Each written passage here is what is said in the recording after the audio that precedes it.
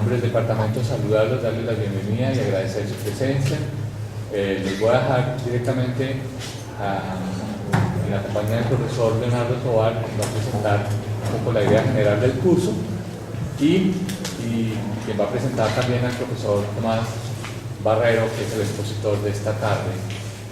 De nuevo, en nombre del departamento, muchas gracias. Mi nombre es Julián Luica, soy el director del departamento de filosofía, y los esperamos en la próxima semana en el auditorio programado, en nuestra programación, en el auditorio Virginia Gutiérrez, que es el contiguo a este final.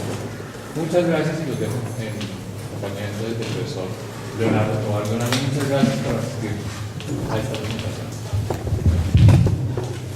Mucho gusto, y por supuesto en nombre del grupo agradecemos el apoyo del Departamento de Filosofía, de la Facultad de Ciencias Sociales y en general de la Universidad Nacional al desarrollo de las tareas de la cátedra y a este ciclo en particular. En nombre de nuestro director, buenas tardes a todos, por supuesto. En nombre de nuestro director, el profesor Rubén Sierra Mejía, quien hoy no nos puede acompañar, pero que esperamos se integrará desde el próximo martes, y en nombre también de todos los integrantes de la Cátedra de Pensamiento Colombiano, les doy la más entusiasta bienvenida a nuestro cuarto ciclo de conferencias públicas, que en este semestre versará sobre diferentes aspectos de la cultura y la política en Colombia durante el lapso que va desde el fin de la República Liberal en 1946 hasta el advenimiento del Frente Nacional en 1958, pero luego con antecedentes y proyecciones. La Cátedra de Pensamiento Colombiano surgió en agosto de 2000, cuando el profesor Sierra convocó a un grupo de reconocidos especialistas en distintos saberes provenientes de la Universidad Nacional y de otras instituciones, con el fin de emprender un análisis crítico sobre las relaciones entre política y cultura en periodos significativos de la historia nacional. A partir de entonces, la cátedra se ha adelantado mediante un seminario permanente en que semestre a semestre los investigadores someten en común los avances en sus respectivas contribuciones sobre la temática elegida. Una vez que los trabajos han alcanzado un desarrollo satisfactorio, se pone a consideración del público interesado mediante un curso de extensión, como este. Por último, los artículos se compilan en un volumen con los resultados de la investigación elaborada. Solo señalar que el profesor Rubén ha sido alma y nervio de cada una de las etapas de este proceso. A riesgo de omitir varios nombres, me permitiré mencionar también a la matemática Clarenela Sánchez, a la maestra Beatriz González, al crítico David Jiménez, a los sociólogos Fernando Cubillis y Rocío Londoño, a la antropóloga Miriam Jimeno, al filósofo Lisimo Coparra, al economista Salomón Kalmanovich, al historiador Renan Silva, al arquitecto Carlos Niño, entre muchos otros que en distintas fases han participado en la Cátedra de Pensamiento Colombiano. Y desde luego me disculpo con los colegas que no he nombrado, porque agotaríamos la sesión en esa enumeración. El primer tema abordado giró alrededor de la época de don Miguel Antonio Caro, cuyo volumen fue editado en 2002. Enseguida, el grupo investigó sobre el radicalismo colombiano del siglo XIX, publicando el libro colectivo en 2006. La obra, que recoge la tercera indagación acerca de la República Liberal de los años 30 y 40 del siglo XX, acaba de ver la luz. Antes que un interés historiográfico en todos estos asedios, y en el que a partir de hoy nos congrega, los participantes de la Cátedra de Pensamiento Colombiano buscamos rastrear en la historia colombiana los orígenes de nuestra defectiva democracia y los atisbos que nos permitirán edificar entre todos una genuina democratización de la vida social, política y cultural. Para finalizar esta presentación, al igual que los ciclos anteriores, los integrantes del ciclo estaremos prestos a recibir ustedes sus preguntas y comentarios acerca de los distintos asuntos que trataremos a partir de la fecha. Y sin solicitud de continuidad, entonces me complace presentar al colega, profesor de filosofía Tomás Barrera, quien está integrado a la cátedra desde el siglo pasado sobre la República Liberal. El profesor Tomás es filósofo aquí de esta casa, es magíster en la Universidad de Campiñas con un trabajo sobre lógica que fue laureado, y es también doctor de filosofía aquí de la Universidad Nacional.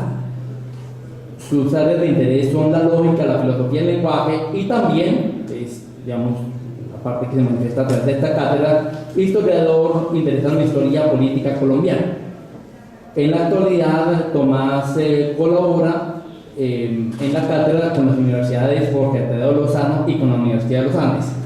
Yo deseo agregar que como observador de las ideas filosóficas en Colombia, es un gusto que personas tan preparadas en la filosofía, en el análisis filosófico como tal, se interesen precisamente por desentrañar estos aspectos de nuestra historia nacional. En la cátedra pasada, Tomás investigó la que puede ser considerada la figura más representativa de ese periodo, que es la de Alfonso López Pumarejo.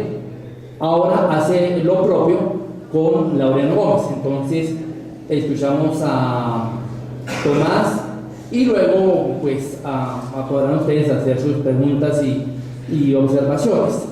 Entonces, bienvenidos de nuevo y profesor Tomás. Muchas gracias. Bien, he decidido utilizar una metodología un poco diferente. Antes, en la cátedra pasada, yo leía. Aquí no voy a leer mucho, o más bien, voy a leer solamente cosas de Laureano Gómez y voy a exponer el texto. ¿De acuerdo? Eso tiene el objetivo de que pueda parar en algunos apartes del texto, o bien en algunos apartes de la exposición, y aclarar algunos puntos. Me satisface más esa forma de presentar. Bien, Leonardo ha hecho el favor de presentarme, digamos, muy general, muy generosa y generalmente, digamos que yo lo único que diría es que mi interés por Laureano Gómez surgió justamente al descubrir la relación tan curiosa que tenía con Alfonso López Pumarejo. ¿Por qué? Porque dos personas ideológicamente tan diferentes pudieron ser amigos, pudieron ser incluso colaboradores políticos en una época. ¿Y qué significa eso en términos de nuestra historia política, de la identidad de los partidos y de las diferencias profundas entre ideologías? Bien, justamente voy a comenzar por ahí. Como muchos de ustedes deben saber, 1928 fue un año difícil para el gobierno conservador de Abadía. Y esas dificultades se manifestaron de muchas maneras, pero en particular hubo un grupo de intelectuales, políticos y estudiosos que decidió diagnosticar qué era lo que estaba pasando en Colombia. A la cabeza de ese grupo estaba Alfonso López Pumarejo. Alfonso López Pumarejo en 1928 decidió que el Teatro Municipal debía ser la sede de una serie de discusiones acerca de qué iba a pasar con Colombia, qué era lo que estaba pasando con Colombia y cómo había que cambiar las cosas. En esa serie de intervenciones hubo de todo, partiendo por ejemplo de una intervención de Laureano Gómez, muy famosa, y pasando por Agustín Nieto Caballero o figuras de ese talante. Básicamente la idea era hacer un diagnóstico del país, decir por dónde podía ir el país y cuáles eran las principales recetas económicas, políticas, culturales que necesitaba ese régimen conservador ya cansado, vetusto, para poder enfrentar las posibilidades o las dificultades reales del país. Bien, entonces esta historia que les voy a contar hoy comienza en 1928. Laureano Gómez parece que hubiera nacido en el Congreso de la República, pero en realidad no fue así. Comenzó más o menos en 1911, 1914 a aparecerse por el Congreso, y en realidad para esta época ya era un orador, por lo menos un orador muy curtido. admirador de Miguel Antonio Caro en el fondo y en la forma también, en cuanto a la retórica, por ejemplo. Laureano Gómez asume la responsabilidad de dar esas conferencias en el municipal. Esas conferencias se consiguen, se llaman Interrogantes sobre el Progreso de Colombia, están editadas por, no recuerdo el año, pero por el boletín de la Ángel Garando. Pueden consultar ahí por lo menos en esa colección. Esos interrogantes sobre el progreso de Colombia son, desde mi punto de vista, el primer documento ideológico importante de Laureano Gómez. No que no hubiera escrito cosas, pero no había escrito cosas tan largas, tan complicadas y tan llenas de ideología como ese documento. Básicamente, lo que hace Gómez en ese documento es destruir uno por uno los mitos acerca de la riqueza de Colombia. Uno por uno significa destruir la idea de que este país, por ejemplo, es fértil. Destruir la idea de que nuestra raza y el mestizaje, digamos, son motivos de orgullo. E incluso, una cosa que va a cambiar después, destruir la idea de que debemos estar orgullosos de que los españoles nos hayan conquistado. Básicamente, el ejercicio que nos propone Gómez es un ejercicio en donde comenzamos a detectar ciertas líneas maestras de lo que va a ser, digamos, su historia política, su ideología, y por último, y es aquí donde yo me voy a concentrar, esta ideología va a tener una expresión natural. La expresión natural es la reforma constitucional fallida de 1953. En esa reforma, ustedes van a encontrar básicamente rastros de algunas tesis del municipal, otras se van a ir modificando con el tiempo. Pero básicamente, o yo diría que en términos generales, las tesis del municipal son fundamentales para entender cuál es la concepción de democracia que hay en Laureano Gómez y para entender el espíritu de algunas de las reformas constitucionales de 1953. Esa es mi tesis. Eso es lo que voy a defender. ¿Cuáles son esas líneas maestras del discurso del municipal? Esas líneas maestras, por supuesto, se van a ir modificando por razones externas y por razones internas, digamos. Por razones ideológicas y por razones de política internacional, por ejemplo, y política nacional también. Básicamente, hay una tesis que va a ser importantísima a lo largo de toda la carrera de Laureano Gómez. La tesis es que el medio social, el medio geográfico y el medio cultural determinan las posibilidades de desarrollo de un pueblo, en todos los sentidos. Pero también determinan las posibilidades de gobierno de un pueblo. Es decir, hay una forma de vivir la política que corresponde a nuestra identidad espiritual, como la llama él. Bien, esa tesis se va a modificar porque en el discurso del municipal él comienza hablando del determinismo geográfico, de índole geográfico y de otros estilos, pero a lo largo de su carrera política él va a cambiar el énfasis en el determinismo de tipo material, digamos, a un énfasis en un determinismo de tipo espiritual. Voy a hablar un poco de ese determinismo de tipo espiritual, voy a leer algunos apartes para que ustedes sepan a qué me estoy refiriendo, pero básicamente tiene que ver con la cultura española, otra herencia que viene de Caro, digamos. Hay una forma de ser, política que nos corresponde por nuestra religión, por nuestra raza, por nuestra forma de pensar. ¿De acuerdo? Básicamente, en ese sentido, hay que entender las defensas de Laureano Gómez de la democracia. La democracia es mejor porque nos permite leer nuestro mapa espiritual. La democracia es lo que, el molde en el que está, digamos, en el que encajamos por ser como somos, por venir donde venimos. Y la justificación de la democracia es de origen teológico y trascendente, digamos, eso es muy importante. Esa es la identidad espiritual, en últimos términos. Bien, entonces, yo quiero leer básicamente dos afirmaciones de Laureano Gómez conectadas con el determinismo. La primera es una de la época de la República Liberal. Esto es muy importante, esto lo voy a hacer, ustedes lo van a notar por el tono. Laureano Gómez pasó buena parte, yo diría que la mayoría de su carrera política en la oposición. Primero, en la oposición a los gobiernos conservadores que él consideraba, esa es la época de sus relaciones con Alfonso López, sus relaciones más estrechas, por ejemplo, contra el gobierno de Suárez, exacto. Uno de los críticos más feroces de Suárez fue Laureano Gómez, y en esa campaña Alfonso López estaba trabajando con él, digamos. Y después vino la República Liberal. A lo largo de toda la República Liberal, Laureano Gómez fue un crítico de lo que estaban haciendo los liberales. Este discurso es de la época del gobierno de Santos, y quiero que escuche muy bien el tono de Laureano. Tal vez si uno hubiera nacido en Europa, en otra nación, podría tener otro concepto filosófico político, pero habiendo nacido en la República Sudamericana, no se puede ser sino republicano y democrático. Toda otra cosa es absurda. Nosotros aquí no podemos ser monárquicos, ni podemos ser partidarios de la dictadura. De modo que para nosotros hay una especie de determinante geográfico e histórico que nos impone la convicción democrática de republicanos.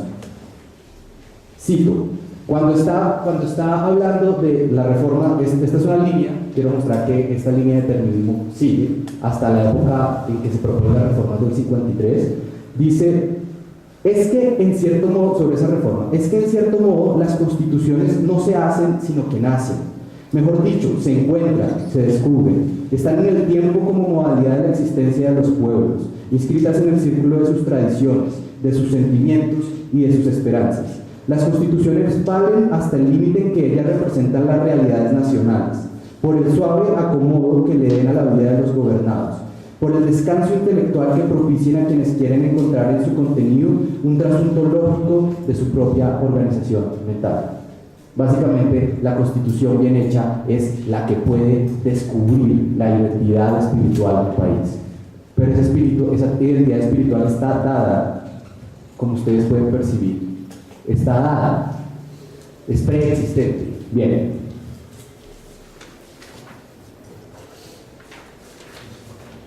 Básicamente, uno puede preguntarse, si uno tiene semejantes ideas sobre la democracia, ¿de dónde provienen? ¿Cuál es el origen? ¿Cómo se defienden? Y cosas por el estilo. Bueno, Laureano Gómez fue siempre un admirador de los filósofos tomistas y, por supuesto, un admirador de Caro.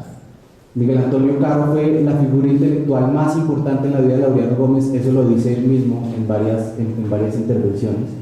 Y una de las tesis, que eso me lo hizo notar el profesor Sierra, una de las tesis más importantes que él toma de Caro es la idea de que ustedes pueden defender la democracia de diferentes maneras, en diferentes contextos, pero hay una defensa de la democracia que es típicamente católica e hispánica.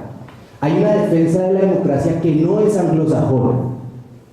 Cuando se presenta la guerra, la Segunda Guerra Mundial, Laureano Gómez hace uno de los discursos más extraños, intrigantes, pero interesantes al mismo tiempo, de su carrera, que se llama Conflicto de dos culturas.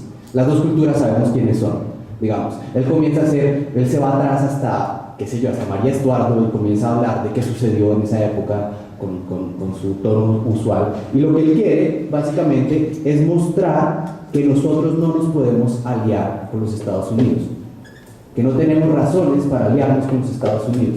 La razón es muy sencilla. La forma de vivir la democracia anglosajona no es nuestra forma de vivir la democracia. Ellos son unos ladrones, piratas, corsarios. Nosotros, por el contrario, tenemos una identidad espiritual. La identidad espiritual que básicamente a cada persona, y esto va a ser muy importante adelante, a cada persona le da un lugar específico en la sociedad. Los individuos, según esta lectura, valen en la medida en que encajan en una función dentro de una pirámide. Y eso vamos a verlo una y otra vez hasta el corporativismo final, digamos. La persona vale en la medida en que haga parte de una estructura que le da valor, digamos. Observen este discurso, por ejemplo. El hombre, según Dante, era una parte del cosmos universal, era un eslabón que pertenecía de una manera preponderante a la jerarquía total del universo, que estaba en un punto, pero tenía por encima de sí todo un horizonte de principios, de relaciones, de concomitancias sublimes y especiales. y tenía por debajo también todo el universo, por encima estaba el cielo, por debajo el infierno, y eso establecía una serie de relaciones. El hombre no era un ser aislado, sino significando una cosa jerárquica con un fin y un destino, con una certeza de origen, con una conciencia de su porvenir. Eso lo está diciendo para discutir cuáles son las bases de la democracia hispánica. Las bases de la democracia hispánica estarían acá, en la idea de que la democracia le da a cada cual la función que le corresponde, digamos. Y ese es el principio. El principio y el origen está dado por la estructura a la que uno pertenece. Eso es lo que está diciendo acá. Observen ustedes esta otra tesis, más o menos de la misma época. El Partido Conservador es un partido espiritualista. Para ser conservador es necesario reconocer que existe una serie de postulados y de tesis, de obligaciones personales y colectivas que están antes y primero de todas las concupiscencias personales y de círculo. Hay que reconocer y defender esos deberes primordiales de las relaciones del hombre con lo sobrenatural.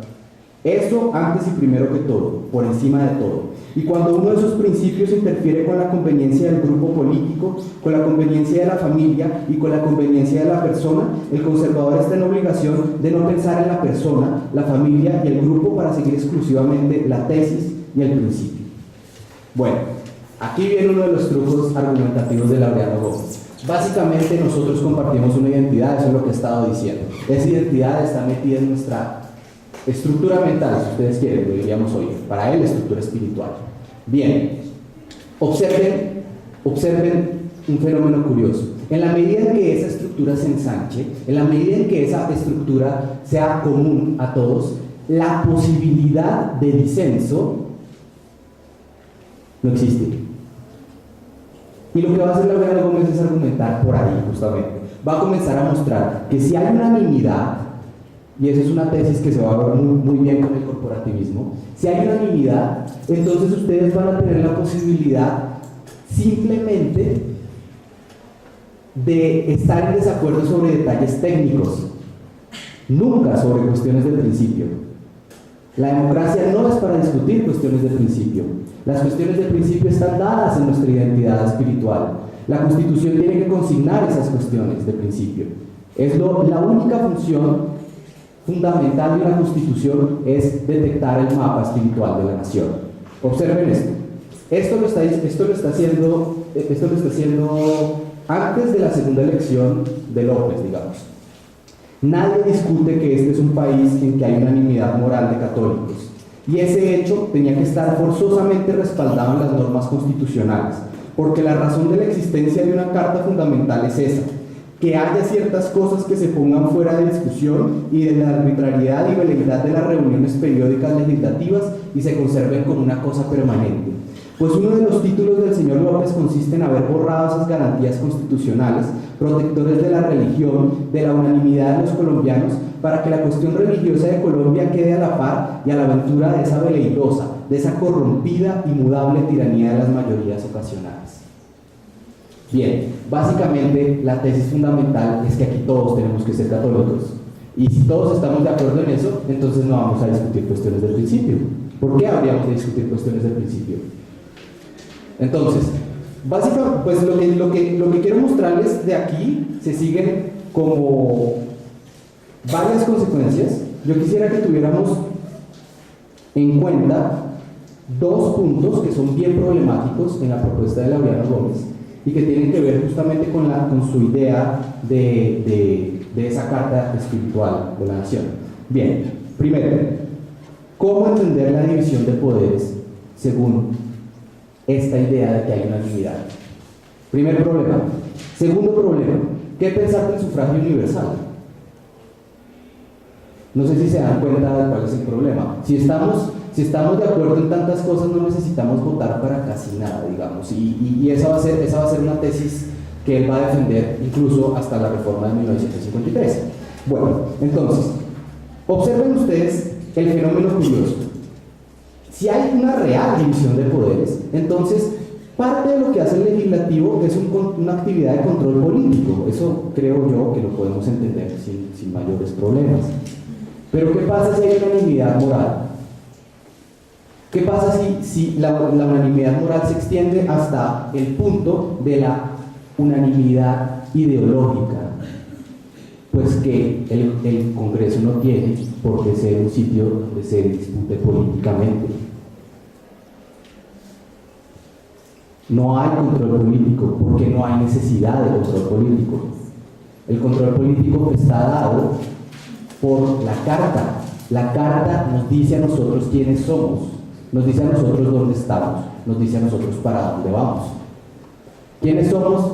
¿Dónde estamos y para dónde vamos? Son preguntas que podemos resolver básicamente acudiendo a nuestro ancestro espiritual y acudiendo a una distinción que él va a utilizar entre, digamos, derecho natural y derecho positivo todo el tiempo para mostrar que el derecho natural está ahí siempre. El derecho positivo es veleidoso y cambia con las cosas y los hombres, digamos. El derecho natural es eterno, no se destruye, digamos, y viene directamente de Dios, eso lo sabemos. Bien, entonces, observen ustedes que aquí yo creo percibir el primer punto interesante para discutir en concreto sobre la reforma de 1953, y es qué pensar de la división de poderes. ¿Qué va a hacer Laureano Gómez cuando tenga la posibilidad de cambiar las reglas para el Congreso? Lo que va a hacer es reducir la política en el Congreso y volver el Congreso, dividirlo en dos, en una cámara que es, digamos, donde se ventilan asuntos políticos y otra cámara en donde solamente se discute sobre asuntos técnicos, digamos. Ese es como el principio de la división de poderes. Piensen ustedes que no es una real división de poderes, pero en todo caso esa es la forma en que lo concibe. Él dice, con respecto a la crisis del gobierno, del Congreso, perdón, en los años 50, dice, esta crisis del Congreso debe remediarse ahora mediante la selección y reducción de su personal, limitando la iniciativa parlamentaria a todas aquellas materias que por su sentido técnico no pueden ser debatidas por una corporación numerosa y ajena al problema. Solo que en esta ocasión debe intentarse una reforma orgánica, estableciendo una más clara diferenciación entre Senado y la Cámara Baja, de suerte que aquella sea una fuerza moderadora y apolítica frente a esta que debe poseer la natural inquietud e impulso de todo organismo popular. Bueno, ahí hay una, simplemente hay una idea muy sencilla, una consecuencia lógica de lo que él está diciendo antes, y es no discutamos de política sobre temas fundamentales. Voy a permitirme leer un párrafo más largo porque me parece que resume bien este pedazo. ¿Cómo conciliar, digamos, básicamente lo que estoy intentando discutir aquí es cómo conciliar esta posición apolítica con la idea de que hay una doctrina política que los conservadores tienen que es superior a la de los liberales? Póngale cuidado al truco. ¿Cómo conciliar esta declaración doctrinaria, una que él acaba de hacer, repetida una y otra vez en diversos debates en el Congreso, y la administración pública ascéptica ideológicamente de la reforma de 1953? Eso me dio una respuesta que me parece plausible. La conciliación de estos dos puntos de vista puede conseguirse mediante una constitución que garantice todas aquellas libertades individuales que coincidan con la ideología calificada por Gómez de unánime. Las libertades individuales aceptables son las libertades del buen cristiano. Así pues, la división de poderes termina sirviendo como fundamento de la supresión formal del disenso. Si la discusión de los asuntos públicos no representa diferencias importantes entre los participantes, es claro que la diferencia de opiniones no es la base sobre la que debe construirse la democracia. Un análisis detallado del proyecto de Carta de 1953 puede mostrar que este punto de vista es sostenible y útil para comprender una idea de democracia tan especial como la de Gómez. A favor de esta apreciación se pueden utilizar como evidencia algunos apartes del articulado del proyecto, sobre todo en puntos tan álgidos como la diversidad religiosa, el respeto por la oposición y la vida privada. Ahí ustedes se van a dar cuenta que la Constitución nos deja la opción de ser buenos cristianos. Voy a leer después van a ver unos apartes, unos cuantos apartes, y se van a dar cuenta que no estoy exagerando nada. Bien, segundo problema. Primer problema, división de poderes. Segundo problema, sufragio, ¿no? Bien, ¿qué decir sobre el sufragio? Básicamente ustedes pueden presentir que no va a hablar muy bien del sufragio universal Laureano Gómez. Por el contrario, si nuestro, de hecho, según él, según su particular concepción del mundo, el sufragio es el origen de la violencia. El sufragio es el origen de que la gente se sienta descontenta después de unas elecciones. ¿Por qué? Porque esa gente que vota no sabe votar. Entonces, es muy primitiva para votar y reacciona mal ante una adversidad política. ¿Qué hacer en ese caso? Bueno, aquí vamos a leer algunos apartes, yo diría que son notables desde cierto punto de vista de Laureano Gómez. La tesis, observen ustedes que la tesis del determinismo está funcionando ahí detrás todo el tiempo. La opinión pública es débil. La opinión pública no está educada. La opinión pública no puede elegir. Curiosamente, y aquí hago un comentario parcial, lateral, digamos, curiosamente esa tesis la comparte Alfonso López y la defiende al revés, o defiende una posición completamente diferente. La opinión pública no está educada. ¿Qué debemos hacer? Educar a la opinión pública. Básicamente ese es uno de los principios de la República Liberal. Hay que educar a la opinión pública. Hay que tener unos mecanismos de educación suficientes. Esta universidad es producto de esa idea, por ejemplo. Entonces, básicamente lo que nosotros tenemos aquí es una tesis que es común. Hay una debilidad de la opinión pública y dos caminos diferentes. El camino de educar a la opinión pública o el camino de hacer que la opinión pública se desentienda de la violencia quitándole el juguete de la política. No hagamos que la gente pelee por política, no discutamos de política. Si ellos no discuten de política, son muy tranquilos. Entonces, ¿por qué nos ponemos a discutir de política? Entonces, modifiquemos la idea del sufragio universal, porque cuando la gente vota, digamos, se va a sentir descontenta cuando su candidato no gane. Bien, yo creo que es el párrafo más notable de Laureano Gómez en mucho tiempo. Escuchen esto. El sufragio universal, inorgánico y generalizado, interviniendo en toda la vida social para definir la dirección del Estado, contradice la naturaleza de la sociedad. El manejo del Estado es, por antonomasia, obra de la inteligencia. Una observación elemental demuestra que la inteligencia no está repartida en proporciones iguales entre los sujetos de la especie humana. Por este aspecto, la sociedad semeja a una pirámide cuyo vértice ocupa el genio, si existe en un país dado, o individuo de calidad destacadísima por sus condiciones intelectuales. Por debajo encuéntranse quienes, con menos capacidades, son más numerosos. Continúa una especie de estratificación de capas sociales más abundantes en proporción inversa al brillo de su inteligencia, hasta llegar a la base, la más amplia y nutrida, que soporta toda la pirámide y está integrada por el oscuro e inepto vulgo, donde la racionalidad apenas aparece para diferenciar los seres humanos de los brutos. Este es un fenómeno palmario y evidente de la sociedad desde el punto de vista de la inteligencia. Bien, digamos, yo diría con respecto a ese párrafo que les muestra bastante claro a ustedes cuál es la salida que está proponiendo Gómez. Bueno, entonces el Estado debe reflejar esa pirámide en donde la naturaleza le ha dado más a uno que al otro, digamos. Básicamente, a la cabeza deben estar unos y la gente que se pelea por política, que según él es el vulgo, pues no debería votar en las elecciones porque se va a pelear justamente. Necesitamos gente que discuta inteligentemente propuestas de gobierno. Bien. Básicamente, el punto de Laureano Gómez aquí también es que la violencia en Colombia es producto del sufragio universal y lo dice en un par de textos. Por ejemplo, hay en Colombia un sentimiento unánime: no volver a transitar el camino que nos condujo al caos y a la violencia. Pero muy pocos han advertido que ese camino se inició hace muchos años, cuando por desidia intelectual o por indebida sumisión a los mitos imperantes, se sometieron todas nuestras instituciones jurídicas a un lamentable proceso de generalizaciones, que tenía invariablemente a la política como elemento igualitario. Digamos, lo que está diciendo ahí, me parece, es que nosotros en la política no podemos encontrar como una base común a todas las personas, digamos. Lo natural en política es que haya alguien que sea la base y que haya alguien que esté en la cúspide, digamos. Eso es lo que debería reflejar el orden constitucional y el orden político del país. Obviamente ustedes pueden preguntarse qué hay de democrático en una propuesta como esa. Pues bien, él les va a decir qué es democracia. Es porque el terrible equívoco ha sido cobijar bajo un solo nombre cosas contrarias, cosas, como dije, contradictorias y enemigas.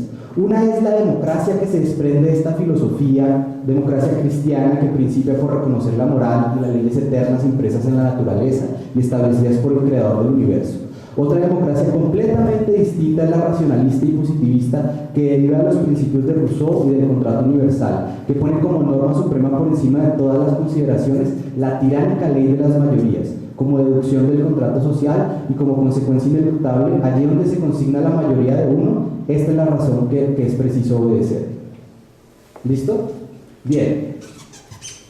¿Cuál es la democracia entonces? La democracia es justamente esa forma de gobierno que, a partir del principio del bien común, que es universal, que es eterno, que no se acaba, que está basado en leyes, que son universales también, nosotros podamos reflejar la estructura, digamos, piramidal de la sociedad. Un reflejo de esa estructura piramidal puede ser justamente la fórmula corporativista. Vamos a ver qué significa corporativismo después. Pero básicamente quiero leer esta parte sobre el corporativismo para que ustedes se den cuenta qué entiende él por democrático en este contexto también. Es preciso ante todo disolver un equívoco, y es el de pensar que la fórmula cooperativa no sea democrática. La esencia del corporativismo radica en que las leyes que afectan a determinadas actividades económicas sean principalmente estudiadas por los gremios que van a ser afectados por ellas. Así, la representación popular deja de ser cuantitativa para convertirse en cualitativa. Nada más afecto a la sindicalización que el corporativismo, por lo tanto, nada más democrático.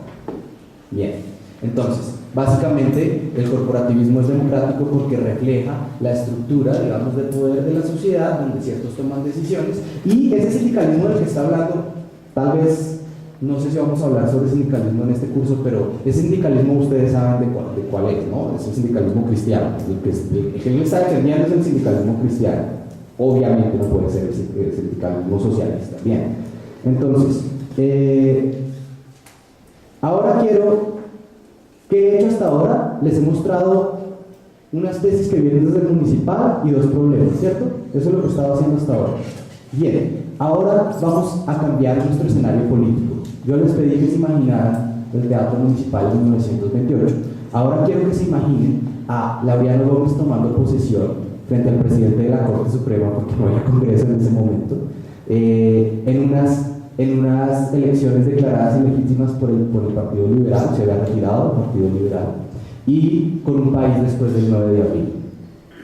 Es curioso, una vez más, que Gómez y López se parezcan hasta en eso, digamos. Cuando López asumió su primera presidencia, el conservatismo no participó de esa elección, digamos. ¿Sí? Y López lo que tuvo que hacer, ¿qué fue? Yo he defendido esa idea en el libro que acaba de salir. Sostener la tesis del gobierno del partido. El Partido Liberal tiene que gobernar con ideas liberales. ¿De acuerdo? Él tuvo que defender la idea de que eso era antidemocrático. Y lo hace en varios discursos famosos. ¿Qué le toca a Gómez hacer? Tiene la oposición al margen. Tiene un proyecto de reforma política. ¿Qué puede hacer? Pues apelar a esos principios orgánicos eternos para construir una constitución que refleje la estructura mental del país. Eso es lo que él va a hacer. ¿En qué se parecen? La obra política de ambos, claro, la de López no fue truncada, digamos, la de Laureano Gómez nunca cuajó, pero básicamente lo que es común a ambos es que digamos que su momento de decisiones, su punto alto en la política colombiana está marcado por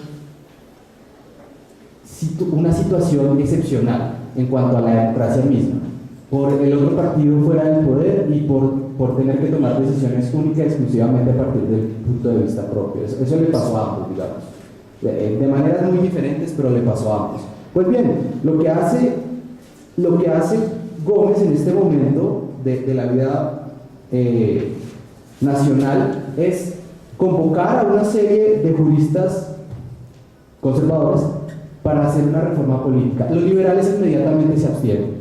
Él convoca a algunas figuras liberales, los liberales dicen que no porque ahí en esa propuesta de reforma constitucional hay un fascismo larvado y hay una cantidad de cosas que no funcionan. Por ejemplo, Abelardo Forero Benavides dice eso y se retira de esa comisión que originalmente había intentado nombrar Gómez. Entonces los que quedan son básicamente juristas conservadores.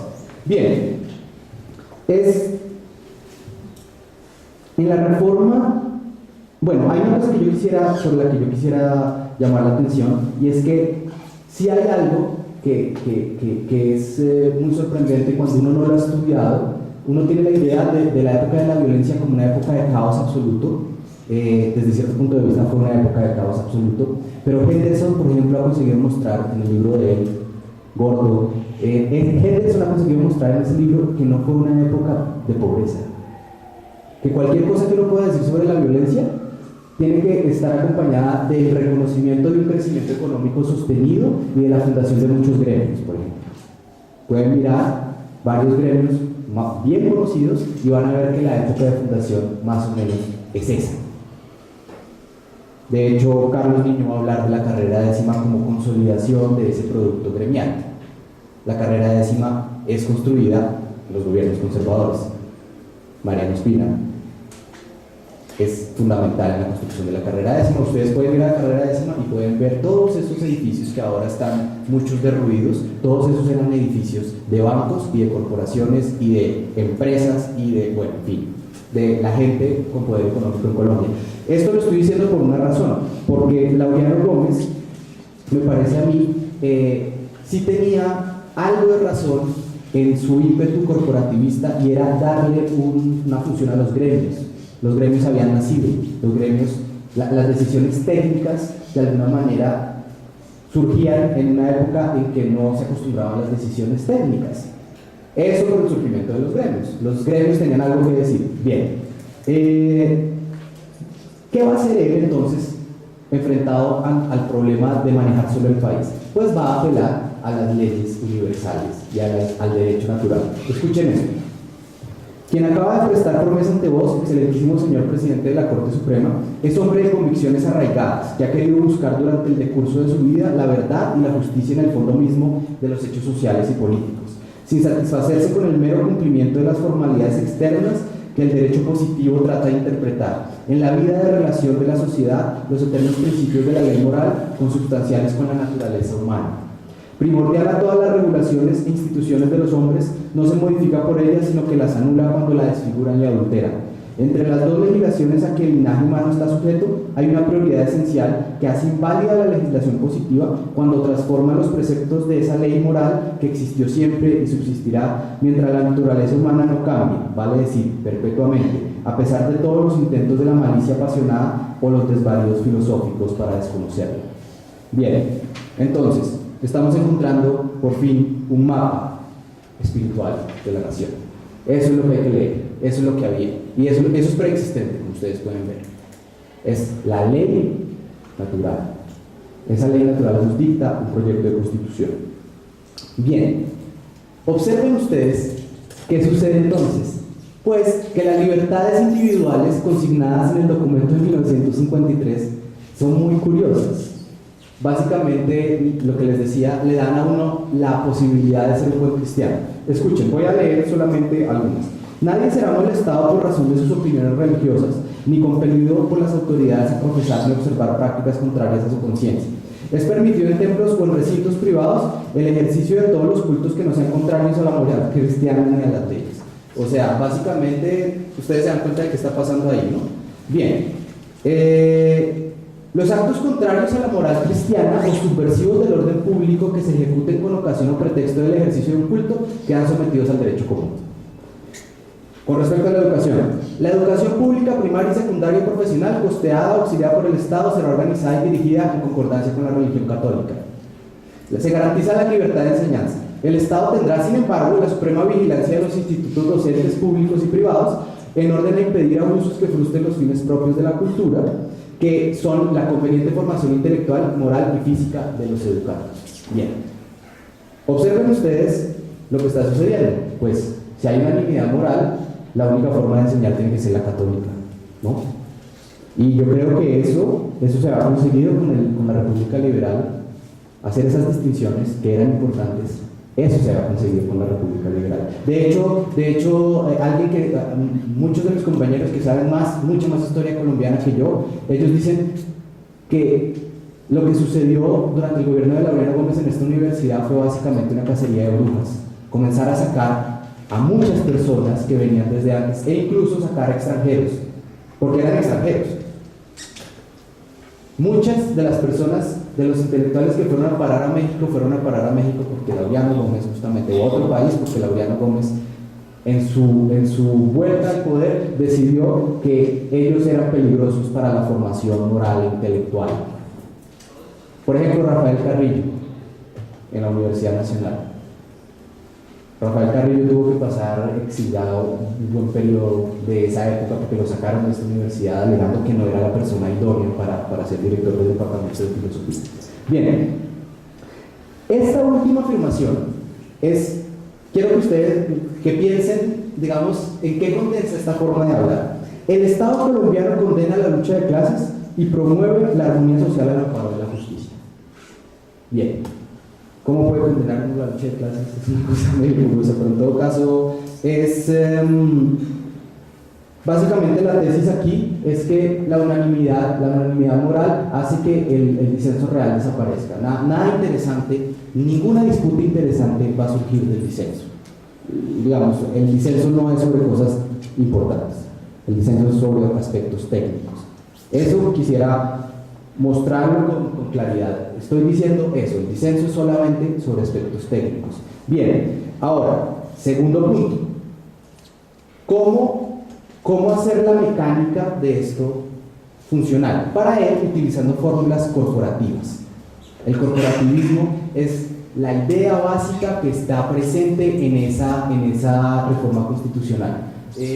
Eso no fue exento, digamos, de discusión, incluso en el seno mismo de la Asamblea de Constituyente, porque el corporativismo para la República Liberal, para la prensa liberal, no era otra cosa sino una forma de fascismo, y lo dijeron varias veces, que eso era lo que se estaba gestando en esa Asamblea Constituyente. Bien, de hecho, a mí me sorprendió. Yo no conocía esos textos. Como historia jurídica de Colombia, los volúmenes de estudios constitucionales que recogen todas las discusiones de ellos, yo creo que son invaluables, porque lo que demuestran es, sí, tenían esas ideas, pero tenían un conocimiento profundo de la historia legal colombiana, la historia jurídica. Por ejemplo, yo vine a descubrir no solo que algo que me sospechaba, y es que el origen de las fórmulas corporativas en Colombia estaba Miguel Antonio Caro, que ya había propuesto una cosa así. Más curioso todavía, que otro origen citado es Rafael Uribe Uribe. Rafael Uribe Uribe tenía fórmulas corporativas, en donde él hablaba incluso más radicales que las de Caro en cierto sentido. Él hablaba de una cámara del trabajo, digamos, y sostenía que esa cámara debía ser como una reproducción fotográfica de la nación.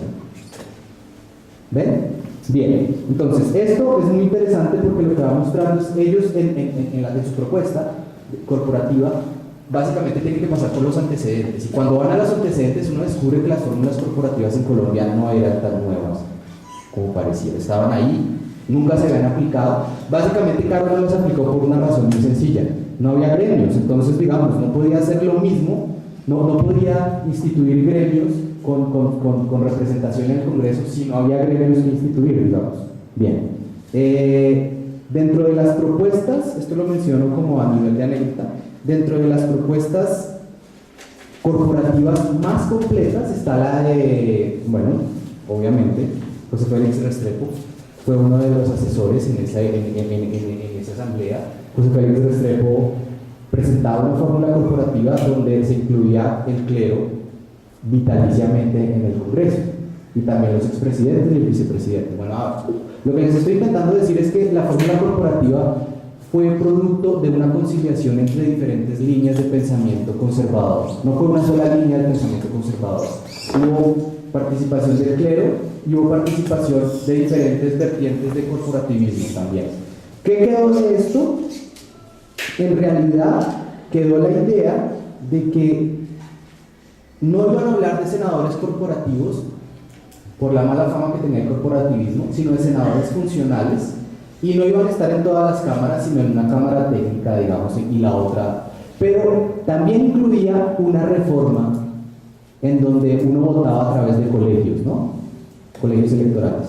Entonces, básicamente lo que ellos pretendían era modificar también la política del sufragio, llegando a una... Eso nunca llegó a verse, digamos, pero básicamente la idea era fundar algunos colegios electorales y que esos colegios electorales depuraran el sufragio de alguna manera. Las universidades, por ejemplo, también tenían representación en esa cámara, ¿no? Y se suponía que había una elección interna para que los estudiantes y los profesores enviaran su representante a esas cámaras. Bien, obviamente, si ustedes ven esto desde el punto de vista ideológico, no es nada más sino la consolidación de unas ideas que vienen muy de atrás y que tienen que ver, yo he hecho mucho énfasis en eso, con el disenso, con la capacidad de no estar de acuerdo y con la idea de identidad, siempre combinadas, en mi opinión. Por supuesto, esto nunca vio la luz, esta reforma constitucional fue fallida, digamos. Yo creo que básicamente la lección que nos deja esta lectura contemporánea de Laureano Gómez, en primer lugar, es que, como ustedes pueden percibir, esas ideas están presentes de alguna manera.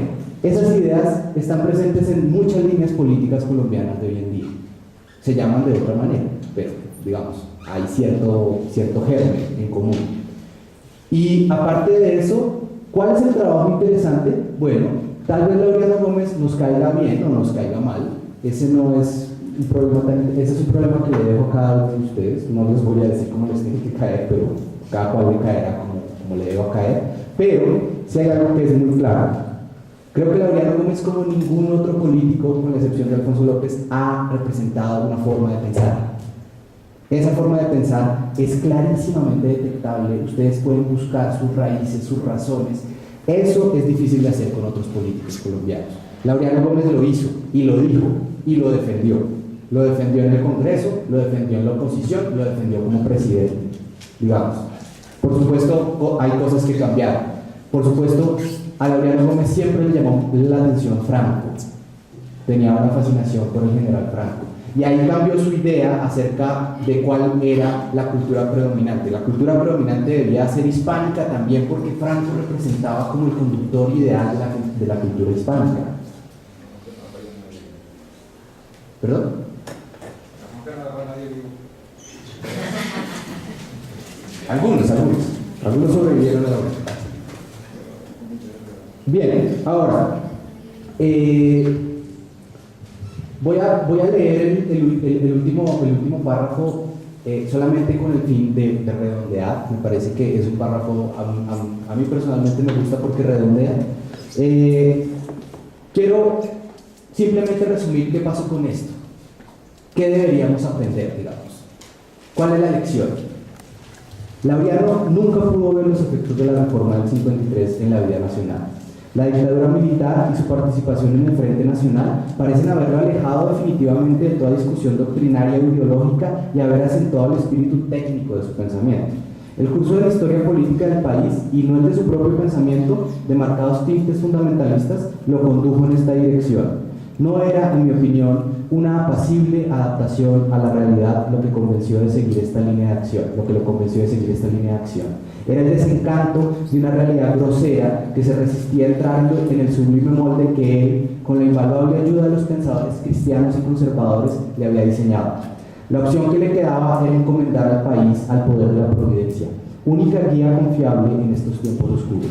La última línea de su discurso de posesión me parece condensar bien este sentimiento. Los hombres no somos sino brisnas de hierba en las manos de Dios, quiera su mano omnipotente salvar a Colombia.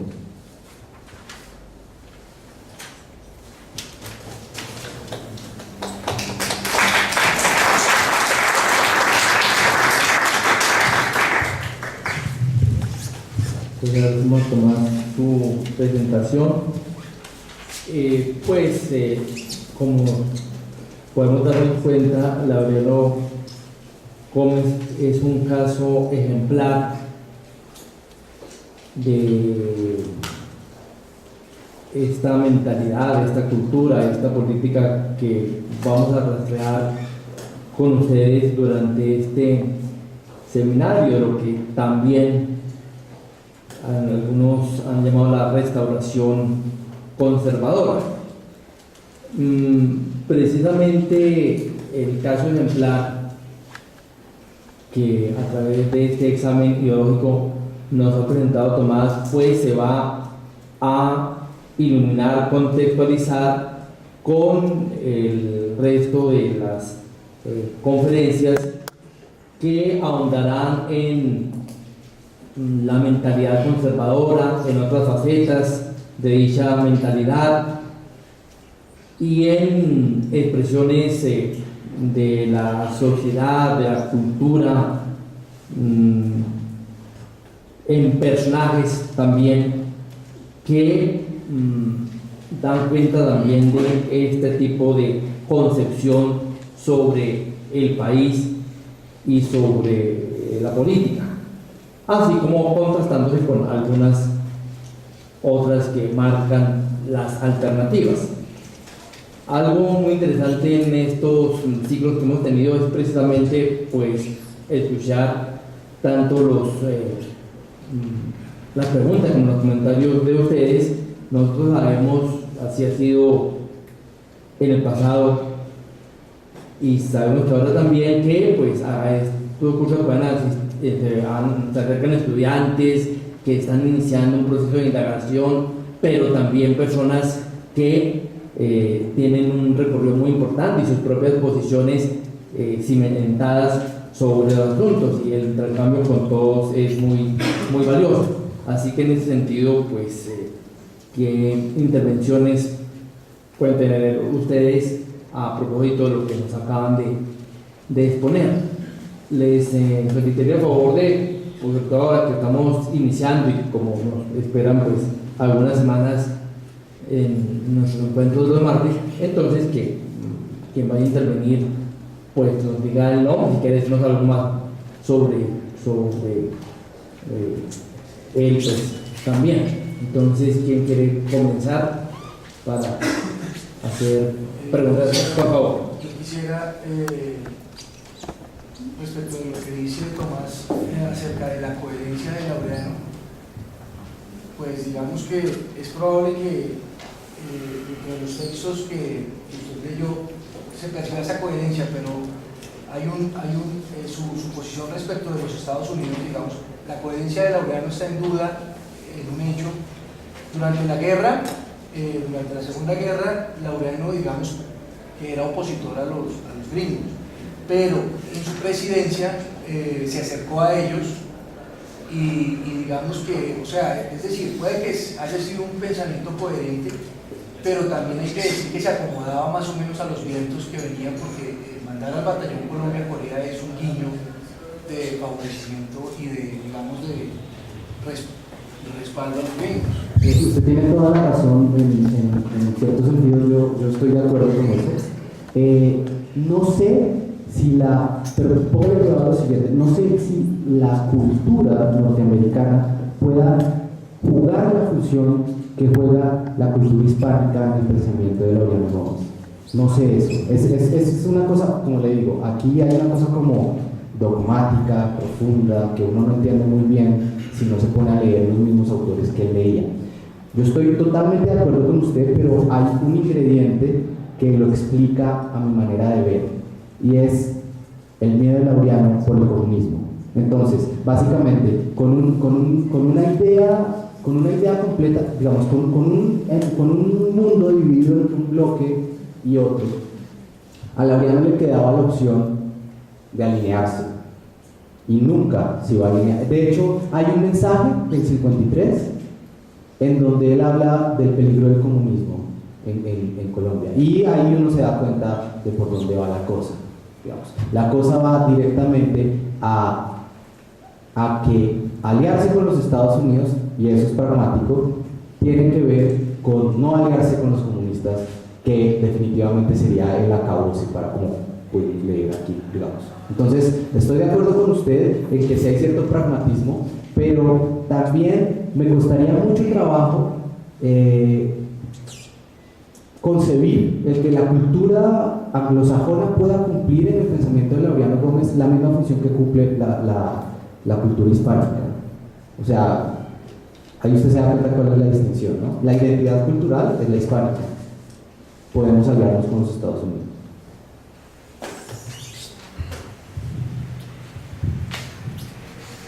¿Quién más?